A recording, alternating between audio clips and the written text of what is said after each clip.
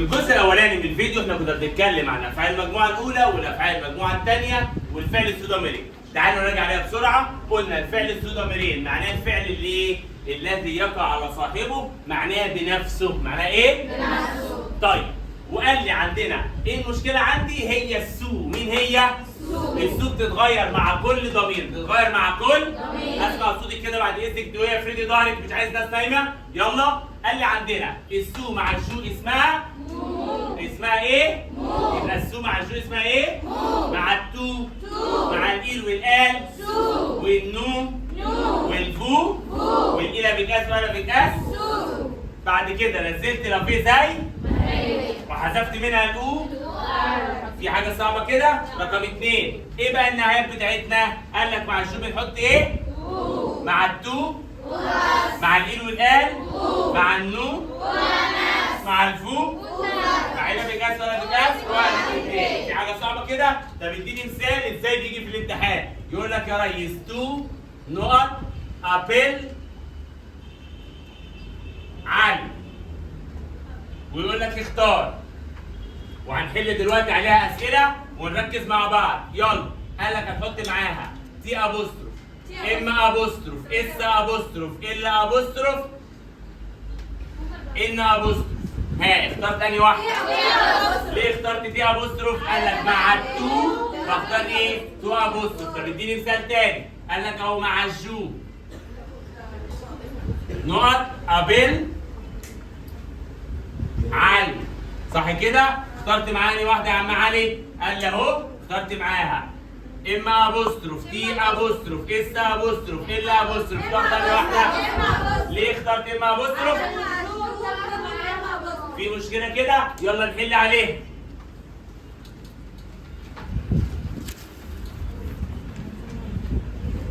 السؤال الاولاني بيقول لك ايه؟ السؤال الاولاني ها ركز معايا يلا. مع الجو اخترت انهي واحده؟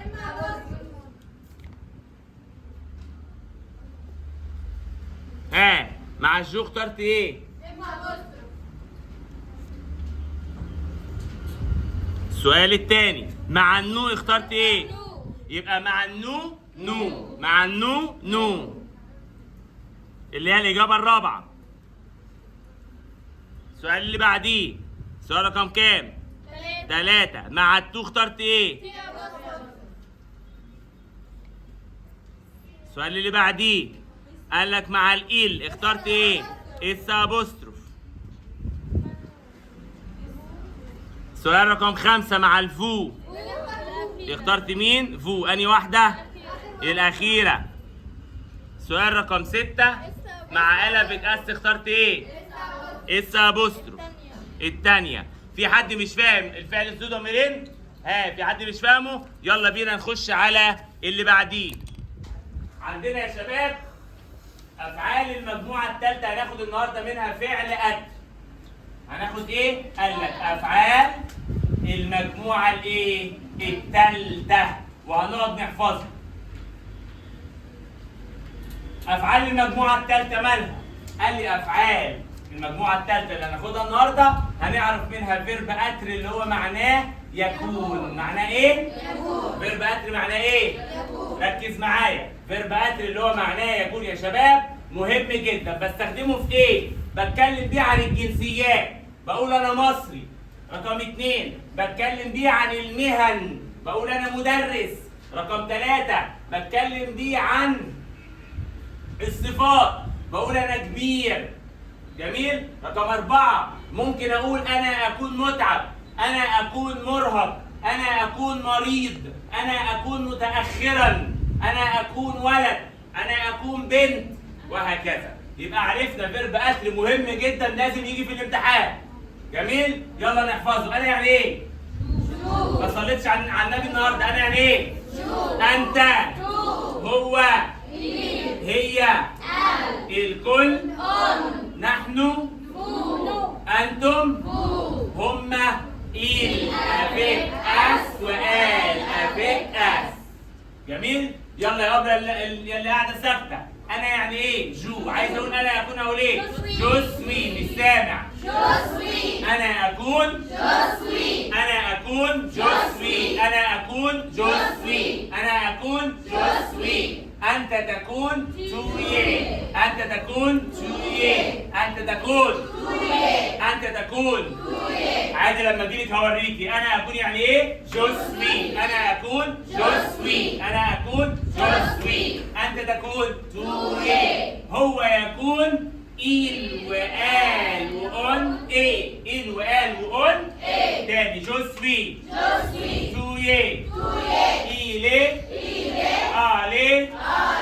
أوني. أوني. نوسم. نوسم. نوسم. نوسم. نوسم. نوسم. فوزت.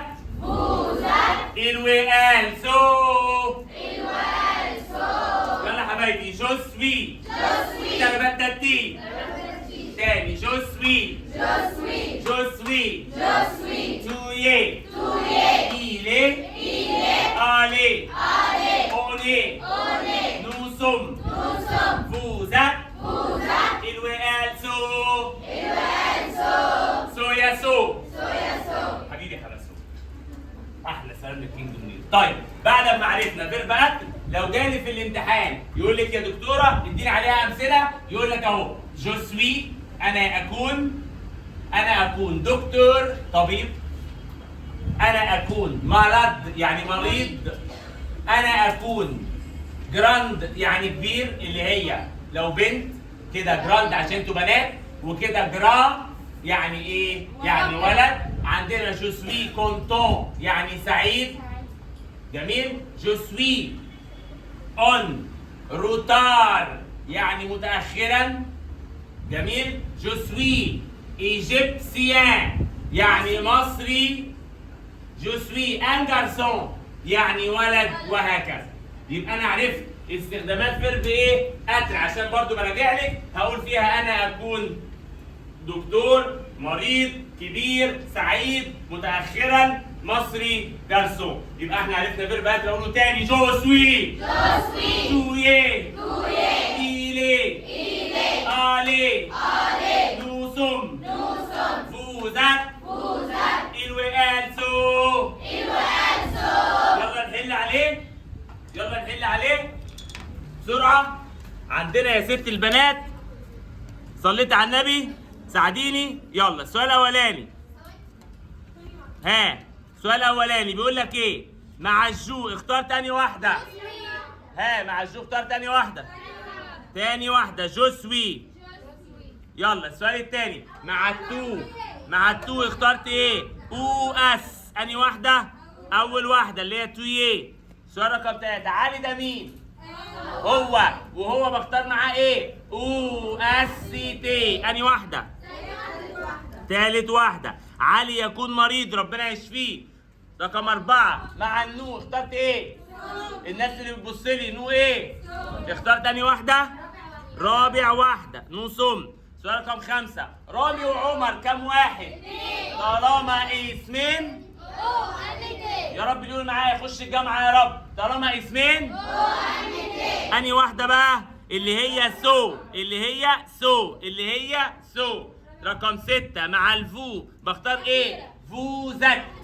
اخر واحدة رقم 7 مدام خليفة. مدام خليفة ده اسم واحد يعني ايه؟ يعني هي. وهي بختار معاها ايه؟ او اس تي. بختار معاها ايه؟ او اس تي اللي هي تالت واحدة. في مشكلة كده؟ تعالى بقى نخش مع بعض النهاردة على الأدوات. الأدوات بتاعتنا احنا عارفين الأدوات اللي هي بتسبق الأسماء. الأدوات عندنا بتسبق ايه؟ الأسماء. هنتكلم النهاردة عن الأربع أدوات اللي بيجوا في الامتحان. ليزارتيكل. جميل؟ بصوا يا حبايبي، احنا عندنا أدوات النكرة، أدوات المعرفة، وأدوات التجزئة، وصفات الإشارة، وصفات الملكية. هناخد منهم النهارده معرفة، نكرة ومعرفة وإشارة وملكية، وهنعرف الكلمات الشاذة اللي احنا بنغلط فيها في كل الامتحانات. ركزت معايا وصليت على النبي؟ قال لك الأدوات هبدأ بيهم بأدوات النكرة، وكلنا عارفين اللي أنا هقوله ده. قال لك رقم 1 أدوات الإيه؟ أدوات النكرة. أتحدث عن إيه؟ أدوات النكره. ايه ادوات النكره؟ قال لك بتسبق الاسماء. بتسبق الايه؟ الاسماء بالحب ولا على حسب نوع الاسم؟ على حسب نوع الاسم. على حسب ايه؟ نوع الاسم. طيب الاسم بتاعي يا اما يبقى مذكر يا اما يبقى مؤنث يا اما يبقى جمع. طيب الاسم لو مذكر هنحط معاه مين؟ طب انا بشرح لنفسي صح؟ شكرا. قال لي عندنا الادوات النكره بتثبت مين؟ الاسماء. لو مذكر احط معاه لو مؤنث لو مؤنث لو جمع لو جمع كله يفرد ظهره ويركز معايا. ان وان ودي ان وان ودي. طب الان بتسبق الاسم الايه؟ بتسبق الاسم المفرد المذكر. يبقى قال لك ايه؟ المفرد المذكر. طب والإين بتسبق مين؟ المفرد المؤنث. طب والدي بتسبق مين؟ الجمع ايه؟ بنوعين. الجمع ايه؟ بنوعين. طب اعرف ازاي ان الكلمه مؤنثه اخرها اللي يعني مكسرها تقولي قال لي اعرف ازاي الكلمه مؤنث اخرها ايه؟ اخرها ايه؟ طب اعرف ازاي ان الكلمه جمع اخرها اس او اكس؟ اخرها ايه؟ اس او اكس. واحنا عارفين ان القاعده دي ليها حاله شاذه صح كده؟ تعالى اكتب لك الكلمات الشاذه هنا اللي احنا حافظينها صح كده يا ريس؟ تعالى نشوف. قال لك في كلمات اخرها اخرها ايه؟ بس وايه؟ مذكر ولكن ايه؟ ايه الكلمات اللي اخرها بس مذكر يا بنات؟ انا عايز الناس صاحيه. 1 2 3 امبير بابا بير بابا بير بابا بير اخويا فرير اخويا فرير عمي انكل الراجل الراجل مدرسة ليسيه كتاب ليفر العمر اش وجبنا فروماش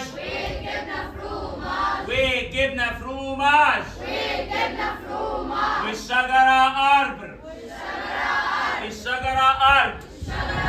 دي بعض الكلمات اللي علينا حفظ. 1 2 3 بابا بير اخويا فرير عمي انكل الراجل كتاب ليفر مدرسة ليسيه العمر اش وجبنا فروماش والشجرة أرض. عندنا في كلمات لا تنتهي ب ولكن مؤنث ولكن ايه؟ ايه الكلمات اللي هي مش اخرها بس مؤنث؟ صليت على النبي. ايه هما؟ 1 2 3 الميزون سيزون يبقى عندنا منزل يعني ايه؟ ميزون. والموسم يعني ايه؟ سيزون. بعد كده اللونكولور وانا اختي سر اديتها فلور والمفتاح كيليه. يبقى عندنا كلمة ميزو يعني ايه؟ منزل. ميزو يعني ايه؟ منزل. والموسم سيزون واللون والاخت والوردة او الزهرة والمفتاح كيليه وانت عارفه كل الكلمات المنتهيه باكسون مذكره ما عدا كليه. ما عدا ايه؟ كليه. زي كلمه ايه؟ انا شربت ايه؟ او ايه؟ تي او لاتيه واكلت ايه؟ لاتيه. يلا بينا بعد ما عرفنا ادوات النكره اللي هي ان وان ودي تعالى نحل الاسئله معانا في الورقه. يلا جميل. اول حاجه عندنا ادوات النكره. ادوات الايه؟ النكره. ايه ادوات النكره يا استاذ؟ قال لك يا استاذ بعد اذنك اول حاجه الكلمه الاولى.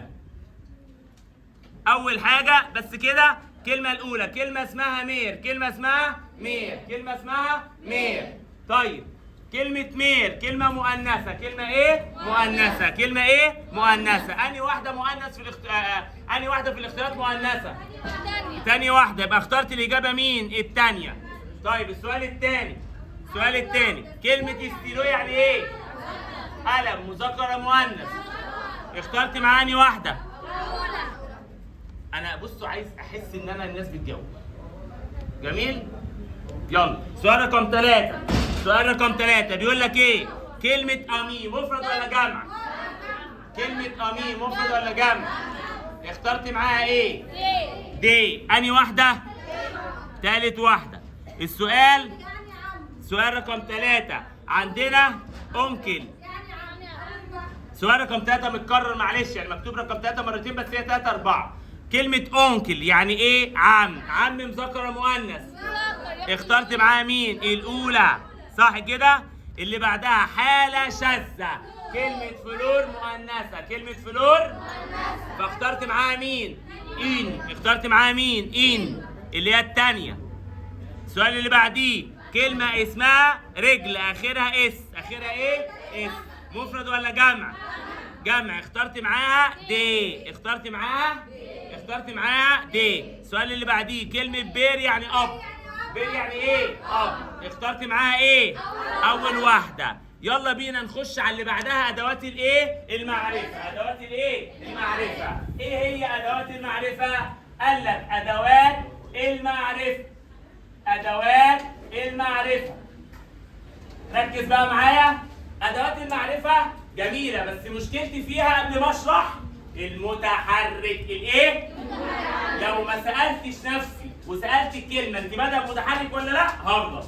في مشكله؟ يلا ايه ادوات المعرفه؟ قال لك المذكر بياخد لو، انا عايز هنا عينك هنا. المؤنث هياخد لا، المؤنث هياخد لا. المبدوء بمتحرك الابوستروف، والجمع هياخد مش سامع. لو لا ليه، لو لا ليه، لو مذكر، لو مذكر، لا مؤنث، لا مؤنث، الا ابوستروف، الا ابوستروف، متحرك، متحرك، ليه جمع نوعين، ليه جمع نوعين. يبقى اللو بتاعت مين؟ المفرد المذكر. طب والله المفرد المؤنث. طب والإلا أبوستروف يا إما مذكر أو مؤنث يبقى متحرك. خلاص كده؟ المفرد المبدوء بحرف متحرك. طيب واللي بتاعت مين؟ الجمع بنوعين. طب يا ميسيو الكلمة عندي بادئة بحرف متحرك وآخرها اسم جمع. الكلمة عندي بادئة متحرك واخرها اسم جمع. طيب اللي بتاخد مين؟ المفرد المذكر بس لازم يكون بادئ بحرف ايه؟ طب واللي بتاخد برضه المؤنث بس لازم يكون بادئ بحرف ايه؟ طب الا ابوستروف بقى اي حاجه مفرده بادئه بمتحرك. طب مين عارف الحروف المتحركه زي ما ميس سعاد حفظتها لنا؟ 1 2 3. الاي ضربت الاي قالت اي، اشتكت للاو قالت يو، والاش والاجرام، والاش وايه؟ والاجرام. وايه الجمع؟ اي حاجه اخرها ايه؟ اس او اكس. والمؤنث اي حاجه اخرها ايه؟ او، اخرها ايه؟ طيب والا الحالات الايه؟ الشاذه. انا جاي مثال دلوقتي فسالت قلت له تعالى انت بادئ بايه؟ قال لي انا بادئ بمتحرك. اخترت معاه مين؟ طب لو مش بادئ متحرك هشوفه مذكر ولا؟ هشوفه مذكر ولا؟ طب لو مذكر احط معاه؟ طب لو مؤنث؟ لو مؤنث؟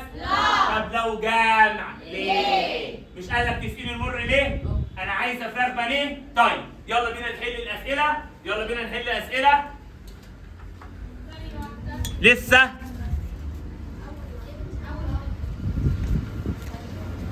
يلا السؤال الاولاني كلمه اسمها سينما. اسمها ايه؟ الكلمه دي يا بنات يا شباب مذكر مؤنث؟ مذكر. اخترت معاه لو اللي هي اول واحده.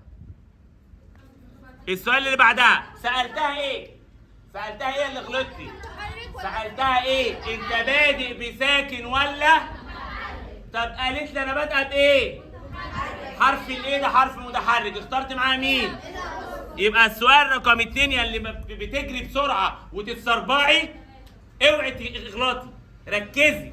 اميدي انا عارف ان هي مذكر بس اول حرف متحرك، اخترت معاه ايه اللي ايه؟ السؤال رقم 3 كلمه مير مذكر مؤنث، مؤنث اخترت معاها مين؟ لا، اخترت معاها؟ السؤال اللي بعديه قال لي عندنا كلمه اسمها اونكل، كلمه اسمها كلمه اونكل، سالتها انت بادئه بايه؟ قالت انا بادئه بمتحرك، اخترت معاها مين؟ طب سؤال، هل جمع ولا حاجه؟ لا، يبقى اخترت ايه اللي ايه؟ الا ابوستروف. تعالى بقى بص على السؤال رقم 5. رقم 5 الله، السؤال رقم 5 مش الاخيره لسه. السؤال رقم 5 الكلمه دي بدأ متحرك صح؟ بس اخرها اس، بس اخرها وانا مغمضه جمع، وانا مغمضه جمع، اخترت معاها مين؟ ليه؟ اخترت معاها؟ تعالى السؤال اللي بعديها اسمها بير، اسمها بير، اسمها بير. بير يعني اب، بير يعني ايه؟ اب. الاب ده مذكر ولا مؤنث؟ اخترت معاني واحده، اول واحده. تعالى بعدها بقى هنخش على صفات الاشاره دي على السبوره. يلا صفات الاشاره بتاعتنا يا شباب، فاضل لنا حاجه واحده. اللهم صل وسلم على سيدنا محمد. ركز، عندنا صفات الاشاره. ها، اسمع صوتك كده وانت مركز معايا. مالها بقى صفات الاشاره؟ اللي هي سوسه، اللي هي مين؟ اللي هي معناها بالعربي هذا وهذه وهؤلاء. تعالى نشوف. قال لك الكلمه عندي بتاخد كام حاجه؟ يا اما سو، يا اما ست وتي واحده، يا اما ست واتنين تي، يا اما سي. في مشكله كده؟ يبقى هي صفات الاشاره سو ست ست سي، سو ست ست سي، سو ست ست سي، سو ست ست سي، سو ست ست سي، سو ست ست سي. طيب عندنا صفات الاشاره دي يا ست الكل اللي هي بتسبق الاسماء على حسب نوع الاسم. الاسم عندي يا دكتوره ركزي معايا، لو مفرد مذكر وهنا برضو مفرد مذكر، ثانيه واحده، يبقى انا عندي سو ست بتوع الايه؟ المفرد المذكر. اول واحده بتاع المكتوبه حرف ساكن، والثانيه بتاع المكتوبه حرف ايه؟ متحرك. في حاجه صعبه كده؟ عينك على السبوره بالله عليك. يبقى اول واحده بتاع المفرد المذكر المكتوب ساكن، والثانيه بتاعت المذكر المكتوب ايه؟ اما ست واتنين تي اي حاجه مؤنث، اي حاجه ايه؟ مؤنث. قال لك اهو مفرد مؤنث بادئ بساكن بادئ بمتحرك، اخترت معاه ست وايه؟ اتنين تي، ست وايه؟ اتنين تي. طب سي الاخيره وانا مغمضه بتاعت مين؟ الجمع، بتاعت ايه؟ الجمع بنوعين. جميل؟ يبقى انا عندي يا ست الكل صفات الاشاره، الراجل اداني كام نوع يا ابله؟ 4. اسمع صوتك، 1 2 3. سو ست ست سي، سو ست ست سي، سو ست ست سي، سو ست ست سي، سو ست ست سي. سو ست ست سي. انا عندي الكلمه ببص عليها، لو مذكر، لو مذكر بسالها انت متحرك ولا ساكن. لو ايه؟ لو مذكر بس هسالها انت ساكن ولا متحرك. اما لو مؤنث هختار ست وايه؟ طب لو جمع اختار معاها سي. في مشكله؟ يلا نحل. السؤال الاولاني ايوه بيقول لي ايه؟ عندنا كلمه مير يعني مير يعني ايه؟ مذكر ولا مؤنث؟ ها، مذكر ولا مؤنث يا بنات؟ ما انا مش سامع والله. مذكر ولا مؤنث؟ طب هختار معاها ايه؟ ست واتنين تي. اختار معاها ايه؟ ست واتنين تي. انا لو عندي الكلمه مؤنث ماليش دعوه بمتحركات. ست واتنين تي بتاعت المبدوء بساكن ومتحرك ومتعفرت. يلا اللي بعدها كلمه ستيلو، مذكر ولا مؤنث؟ مذكر. اخترت معاني واحده. ليه؟ علشان الاس حرف ساكن. السؤال رقم 3 كلمة اسمها جن. الشباب راكبوا جن. جن دي يعني شباب، مفرد ولا جمع؟ اخترت معاها سي. اخترت معاها السؤال اللي بعديه كلمة اونكل. اونكل يعني عم. اونكل يعني ايه؟ بادئ بحرف اخترت معاها ست وايه؟ ومتي واحدة. السؤال الايه الخامس، كلمة أمي. أمي يعني ايه؟ صديق. حلو. مذكر مؤنث؟ مذكر. بدأ بحرف ايه؟ متحرك. اخترت معاها ايه؟ ست ومتي واحدة. اللي بعدها بصوا آخر واحدة رقم 6 كده، كلمة أمي مالها؟ صديقة. مذكر مؤنث؟ يهمني ساكن ومتحرك؟ لا، لأن عندي حاجة واحدة بتاعتهم، إيه هي؟ ست واتنين تي. آخر قاعدة عندنا النهاردة بسرعة، عندنا صفات الملكية. صفات الإيه؟ الملكية. تعال نشوف مالها صفات الملكية يا رجالة. صفات الملكية الراجل قسمها لي 3 أنواع، بس قبل ما أحل أي حاجة لازم أبص على الكلمة اللي بعد. يلا لازم أبص على الكلمة اللي بعد. ليه؟ عشان أحدد نوع الكلمة. يبقى لك أهو بص على الكلمة اللي بعد النقط. بص على الكلمة اللي إيه؟ اللي بعد النقط. ليه؟ عشان احدد نوع الايه؟ الكلمة. عشان احدد نوع الايه؟ الكلمة. عشان احدد نوع الكلمة. يا اما مذكر يا اما مؤنث يا اما جمع. الراجل قسم لي الجدول كده اهو.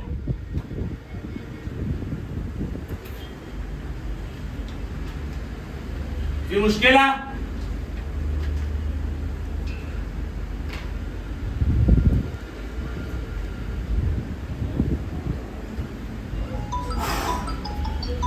يلا. أنا يعني إيه؟ أنا يعني إيه؟ أنت. هو. هي. نحن. أنتم. هما. إل أبيك أس وآل أبيك أس. حركوني عشان تعبت. ها. قال لي الراجل قسم لي الحاجة لكام جدول؟ قال لي الجدول الأولاني إيه هو؟ المذكر والمتحرك بياخدوا نفس الحاجة. الجدول التاني بياخد ايه؟ المؤنث الساكن. والتالتة بتاعت مين؟ الجمع. والتالتة بتاعت مين؟ الجمع. في مشكلة كده؟ لا. طيب مع الجو بنحط ايه؟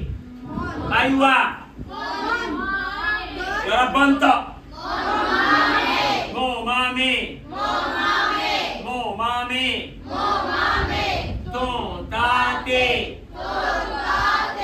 فوق كده واصحي معايا ازاي مش عارفه الادجكتيف والسيسيف اللي هي مو مامي. تو تاتي. سون ساسي. سون ساسي. نوتري نو. يبقى الراجل قال لي مع الجو بدور على حاجه ايه؟ لو مذكر او متحرك بحط معاه ايه؟ مو. طب لو مؤنث ما. لو جمع مي. طب مع التو مذكر تو. مؤنث طا. جمع تي. ارفع راسك لفوق مع ليل والقال. سون صا سي. مش هقول تاني. سون صا سي. طيب اللي بعدها قال لك بقى مع النو الراجل سهلها عليا. قال لي الكلمه لو مذكر او مؤنث ساكن متحرك هتاخد حاجه واحده. ايه هي؟ تعال نشوف. ما انا لو عندي دم اعمله صامت. قال لي عندنا مع النو او الفو او الى بتأس. قال لك مع النو الكلمه لو مفرد مذكر مؤنث متحرك جمع احط معاها نوت. احط معاها ايه؟ احط معاها ايه؟ طب مع الفو احط معاها فوتر. احط معاها. طب لو الكلمه مع الى بتأس او الى بتأس احط معاها لور. احط معاها. طب لو الكلمه جمع يا محترمه مع النو احط معاها نو. طب مع الفو فو. طب مع الى بتأس ولا بتأس لور ابيك اس. طب انا جات لي الكلمه رحت سالتها قلت لها انت مذكر ولا مؤنث؟ انت مذكر ولا؟ مؤنث. طلعت مذكر. طلعت ايه؟ مذكر. اختار منين؟ يا من. يا دون يا سون. يا ايه؟ يا مراد يا فوت يا. يعني الكلمه مذكره بس مش لاقي ولا من ولا تون ولا سون. ادور على ايه؟ طب لو الكلمه مؤنث ادور على ايه؟ ما او طا او صا او نطر او فتر او لون. طب لو كلمه جمع مي او تي او سي او نو او فو او لور. يلا بينا نحل اخر سؤال. يلا يا حبايبي، يلا يا حبايبي، تعبتوا معانا؟ يلا. السؤال الاولاني بيقول لك ايه؟ السؤال الاولاني كلمة، مش عايز صوت، واحدة واحدة. كلمة أمين سألتها قلت لها أنت إيه؟ أنا عايز أسألها، يلا اسأليها كده، أنت إيه؟ مذكر ولا إيه؟ قالت لي أنا إيه؟ الكلمة الأولى مذكر، مالها؟ مين مذكر في الاختيارات؟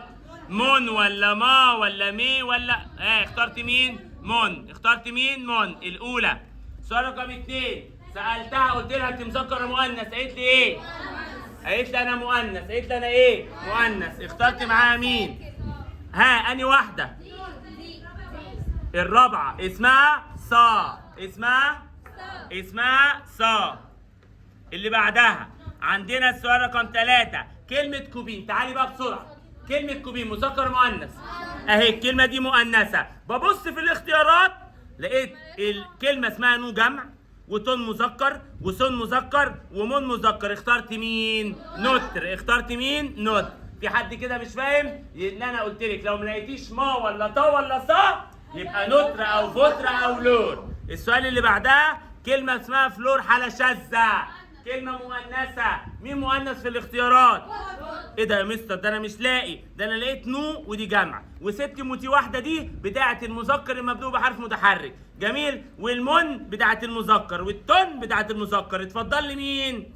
ليه اخترت فوت؟ عشان بتمشي مذكر ومؤنث ساكن ومتحرك. عندنا كلمة ايروبور معناها مطار. ايروبور معناها ايه؟ مطار. كلمة ايروبور دي مذكر مؤنث؟ مذكر. يبقى بدور على من وتون وسن. لقيتي؟ لا. لقيت مين؟ ما تنفع؟ لا. طا تنفع؟ لا. صا تنفع؟ لا. من الأخيرة تنفع وفطر ثانية واحدة بس هنشخبط على من دي كده. اخترنا معاها مين؟ فطر. اخترت معاها فطر. في مشكلة كده؟ يبقى احنا كده راجعنا على ربع منهج الأدوات. استنونا في فيديوهات جديدة إن شاء الله. انتظروا فيديو هينزل بعد ده إن شاء الله في شرح ربع المنهج الجديد. إلى اللقاء.